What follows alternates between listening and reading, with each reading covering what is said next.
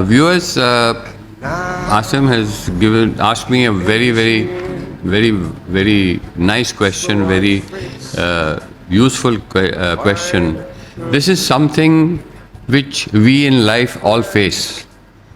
Is your betrayals in life? We are born with a lot of trust. We grow up with a lot of trust, but then certain situations happen in life where you meet people, especially the ones whom you think are close to you, who, who betray you. And actually, it's the ones who are close to you that normally betray you, not the ones who are acquaintances or just friends. So this is a very important aspect in my life which I faced was my first betrayal. Let me tell you, and this is the lesson for you to keep in mind about there's a very thin line between trust and betrayal. My own story, I'll give you a brief what I started with. I've already talked about my job in SIBA, how I got it, how I got thrown out, how I left it, and what was the reason for it, and then my job in Bayer and how seriously I took it, and then what happened. After this time when I was very serious about my job in Bayer, I was doing very well, and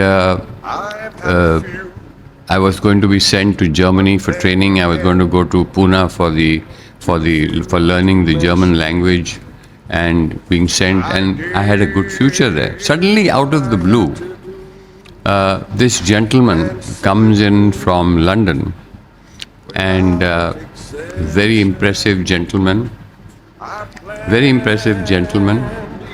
dressed in a suit, very elegant, smoking a pipe, and he comes in after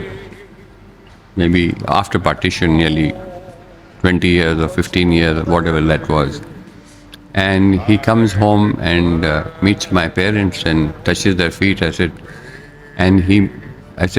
who is this gentleman? I was very impressed with him. He had in his inner pocket 100-rupee notes, and he was everywhere. He met the servants, beggars. He was sitting down giving out crisp 100-rupee notes. I was very impressed with him. My father told me that this is Mr. Sabherwal, who was working with us in our insurance company in Karachi as a colleague. And when partition happened and my parents came to Bombay, and he went to London, he went to Birmingham, and he started life fresh like my parents started life fresh. And after 14 years, as he's called, Banwas ke baad, he came and he wanted to connect with his colleagues and previous bosses or whatever. And he came home, and that's the connection. So when he saw me, he says, "Beta, क्या कर रहे हो तुम?" मैंने कहा, "Uncle, मैं company में buyer India में काम कर रहा हूँ, and I'm being promoted. I'm going to Germany for further training, and I have a good future." So he told my father, he says, "लाल साहब, ये बेटा मुझे दे दीजिए." तो मैंने कहा, क्या मतलब? कहते हैं, नहीं, ये बेटा मुझे दे दीजिए, मैं इस बेटे को अपने साथ बिजनेस में डालना चाहता हूँ. I am starting a business in India, and I want to take him and train him. He is a brilliant boy.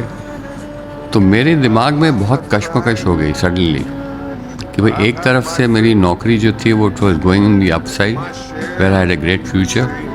On the other side, this gentleman comes out of the blue smoking a pipe, very impressed with him.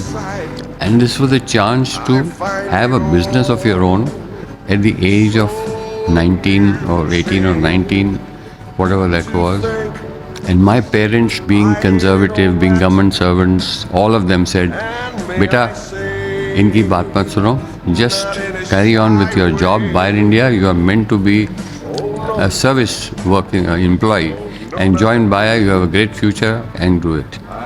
Now, उस वक्त you can imagine कि भाई जो कश्मकश चल रही कि एक side पे let me try doing business, and on the other hand he says, नहीं, जो मिलता है उसको ही चलाओ, ठीक है. That was the कश्मकश. My parents and my family were completely against him. me joining him because they didn't know what my future is with this person. Whereas my future on the other side, my job side, was secure. I thought to myself and I took a decision. And like I said, my book, which is titled I Did It My Way, I've always done things my way and I've listened to my heart and mind and thought what is best for me, and that's what I did. I didn't tell them anything and I quit my job, which created a big row in my family and they got mad at me and all. And I told him, Uncle, I am ready to join you. So he says, what? I asked him, what is the business? So he says, we're going to get into this interlining business and we're going to start producing that. India doesn't have a good quality of interlining. मैं कहा interlining क्या होता है? कहते interlining को जो collar में buckram जाती है ना, बकरम कड़क जो बकरम जाती है वो है। तो वो हम जो है वो अमेरिकन कोलैबोरेशन के साथ मैन्युफैक्चर करेंगे और इधर गारमेंट एक्सपोर्टर्स को या गारमेंट मैन्युफैक्चरर्स को सप्लाई करेंगे। मैं कहा अंकल ये जो 10 सेंटीमीटर में क्या कमा लोगे? 10 सेंटीमीटर बेच के आप पट्टी और कफ में, कहते you don't know it's a very big business, it's $1 billion business. मैं कहा okay. So I quit my job and I told them, I said, no, I'm going to give myself a chance. I'm only 19. What's the worst case scenario that can happen? At that age, you want to take chances. You're not 60 or 70 where you don't take chances and say, I'm 17, 18. I can take a chance. If it doesn't work, I'll get a job. What else? So I said, no, I'm going to try this out. I'm going to give myself a shot. So this was my first interaction with Mr. Sabherwal, and I treated him as my idol. I even started smoking a pipe. And from the age of 19 or 18, I've been smoking a pipe all my life, and that became my signature. And everybody knows me with Rajan Lal with the pipe. I don't have a pipe, I lose my identity. So to that extent, I looked up to him, and I would have done anything for him. They asked me to jump, I would jump. I trusted him implicitly. So when I took up the job, he appointed me and we started the company. It was called DHJ Interlinings India Private Limited, and we started the company and I became the managing director and we started operating from home. और घर से operate करते करते we started and we found a manufacturer, a subcontractor to do this. This was Madura Coats, which is a very big company in India. You must all have heard of it. We started processing these goods in Madura Coats in Ambas Maduram, and we started supplying this lining to all garment manufacturers. And I was operating from home, and I was the cook, butler, hajam, dhobi. मतलब खुद invoice बनाना, खुद deliver करना, गाड़ी में खुद करना, nothing, no office, nothing. This was the start.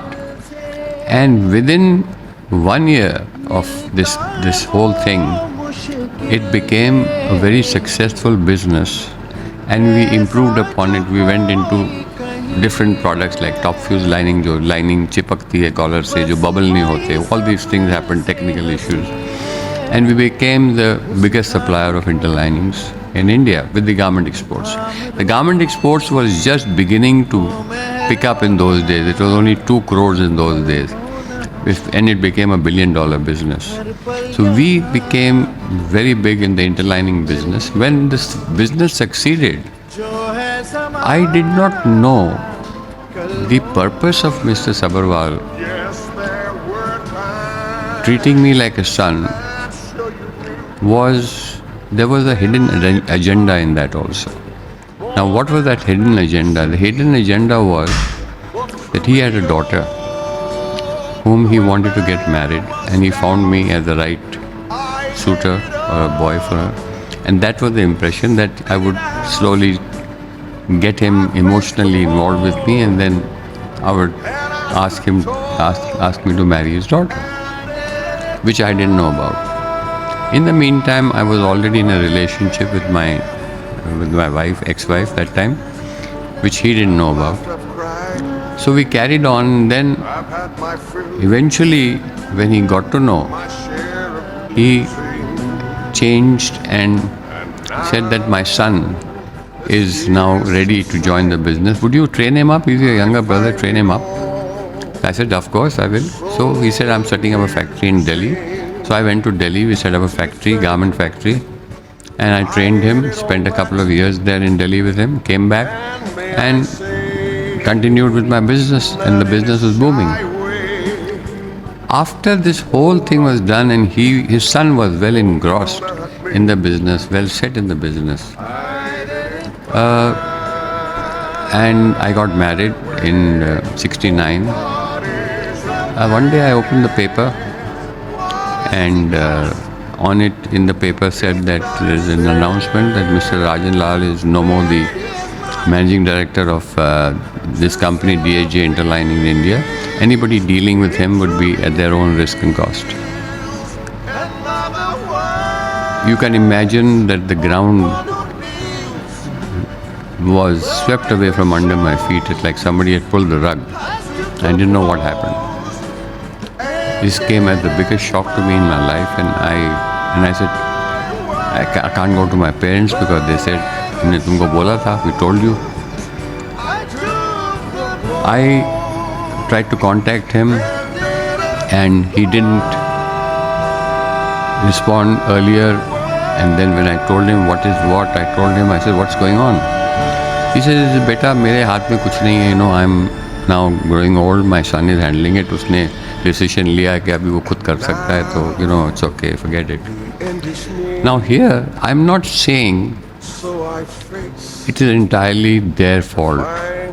It was also my fault that I also had also passed through certain stages and done certain things in my life during that time, which probably were not in norm with him. Probably that was the reason or whatever it was. But the way he did it, he didn't confront me.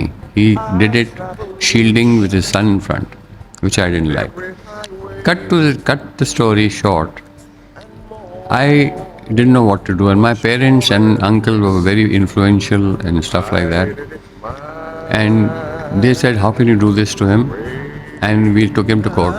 We handled him in court, took him in court, and mentioned all this, and no notice, no nothing.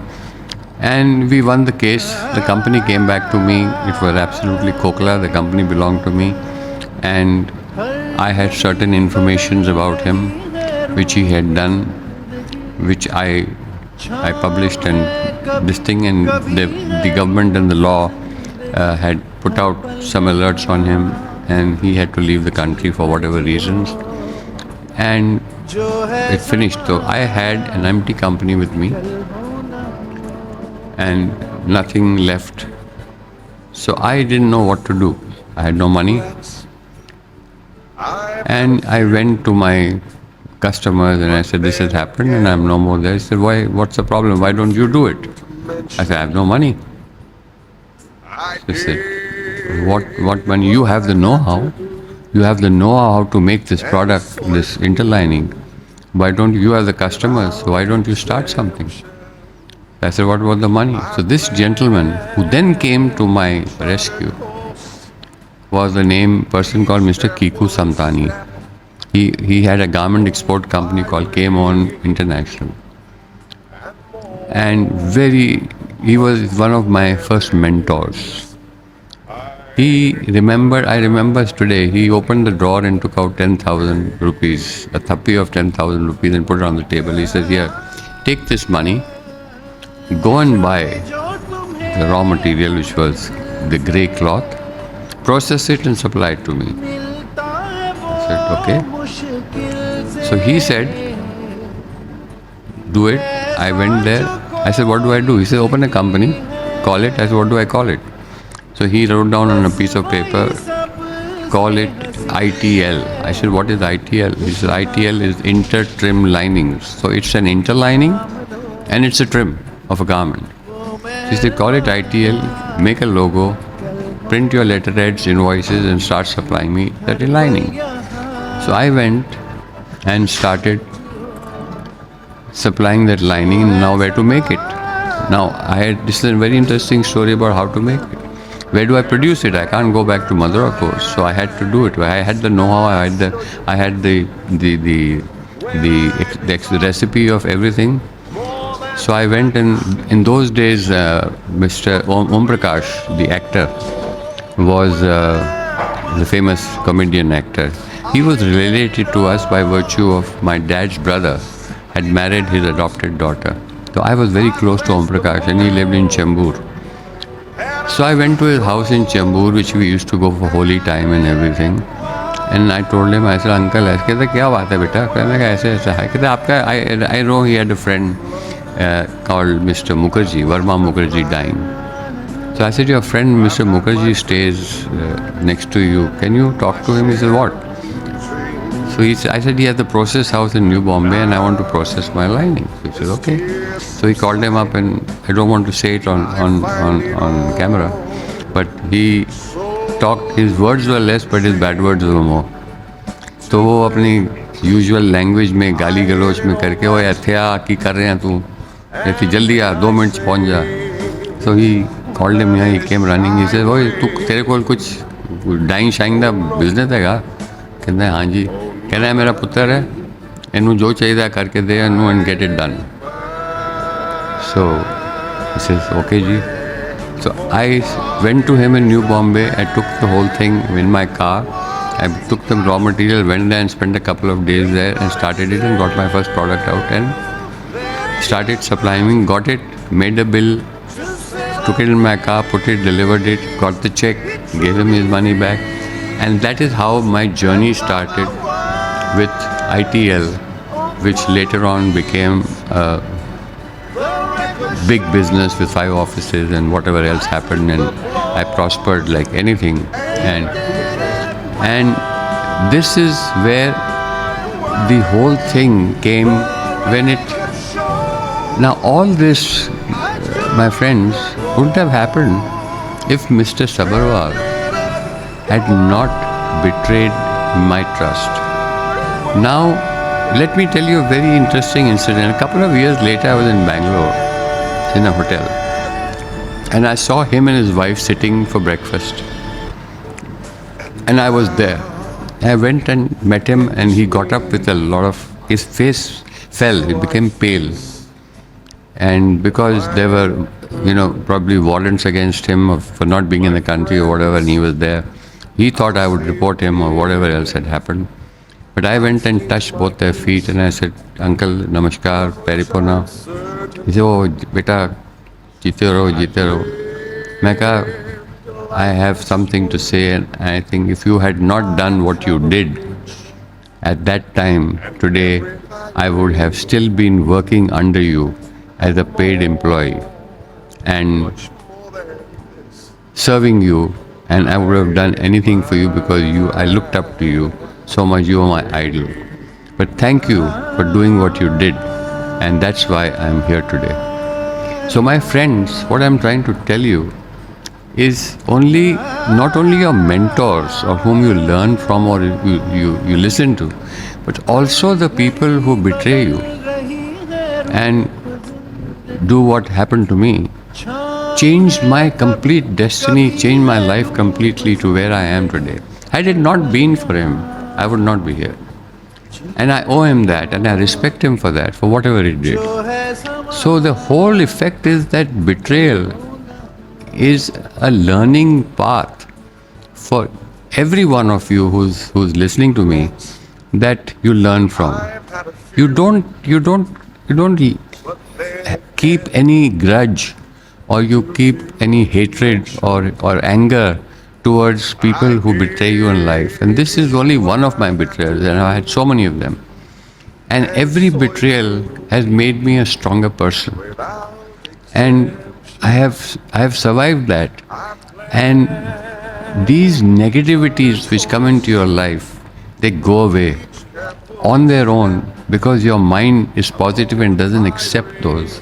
So I would tell you all that do not get upset with betrayals, with cheating, with negativity. You should move on in life because your mind, your heart, your mind is clear, it's honest, it's pure. So go ahead and follow your path, follow your dream, and Continue to do what you do, and all these betrayals, cheating, negativity will automatically go away from you, and your path will open out. And that is exactly what I have done, and that is why I'm sitting here today to tell you my story and share that with you. There's something that you all can learn, and it's something I wanted to share with you. And I hope, even if 10% of what I've told you today works for anybody who's reading this or seeing this, works, I think my job is done. What is the takeaway from all this that I've mentioned to you? The takeaway from all whatever I've spoken is my belief in my God, which I'm wearing here, which I'm showing you, is my belief in Sai Baba. And it is because of him that he has led me to this path and still leads me to his path, whom I consider my God, my whatever you call it, my mentor, guide, friend, whatever. I always talk to him. It's because of this that I have remained positive in everything that I have been through in life. So what is the takeaway for this for you? The takeaway for this for you is there is a thing called karma. And karma leaves nobody in life. So whatever somebody does to you,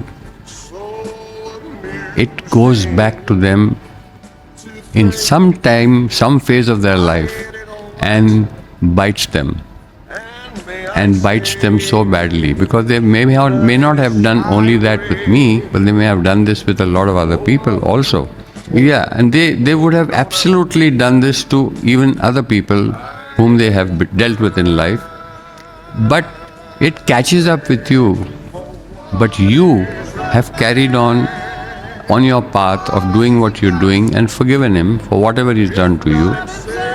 And there is a power up there that gives them back what they have done, and they all face it in any form.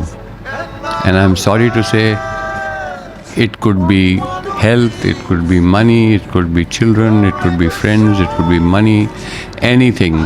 But it always comes back to bite you in any form, and nobody is exempt from that. So what is the best thing to do is to be honest. Be pure in your intention when you deal with people, when you deal with your family, with your children, with your wife, with your friends, with your business people. Be straight, be clean, be transparent, and you will have the power of success and build a reputation for yourself with the people around you. And that is your wealth, which you will carry when you are no more there.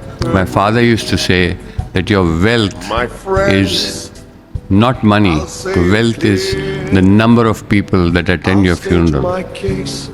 That's your wealth. And with that, I would like to say thank you. And I hope you have learned something from me and my experiences, and you can pick it up and carry it home with you and learn from it. Thank you.